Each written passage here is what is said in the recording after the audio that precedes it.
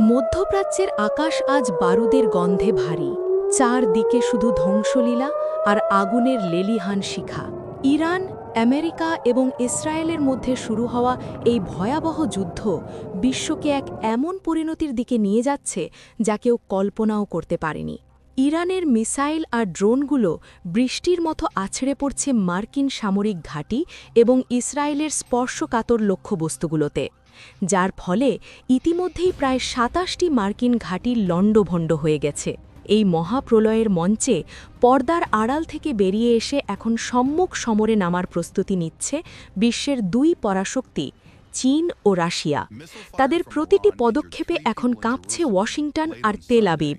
Russia এই যুদ্ধে ইরানের জন্য এক অভেদ্য ঢাল হিসেবে আবির্ভূত হয়েছে। বছরের পর বছর ধরে গড়ে ওঠা সামরিক বন্ধুত্বের পরীক্ষা হচ্ছে এখন এই রণক্ষেত্রে।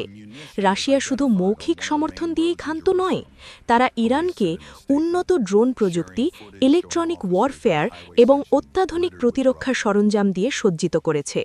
গোয়েন্দা তথ্যের আদান প্রদান এখন তুঙ্গে, যার ফলে মার্কিন রণকৌশল ইরান আগেই ধরে ফেলছে।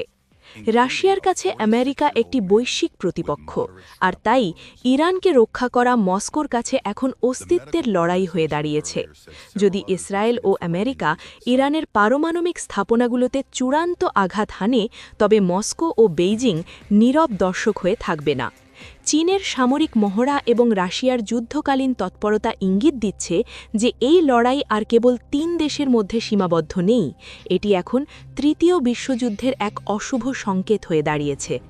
বিশ্ব আজ এক চরম সন্ধিক্ষণে, যেখানে একদিকে রয়েছে মার্কিন আধিপত্য টিকিয়ে রাখার লড়াই, আর অন্যদিকে চীন ও রাশিয়ার সমর্থনপুষ্ট ইরানের টিকে থাকার সংগ্রাম।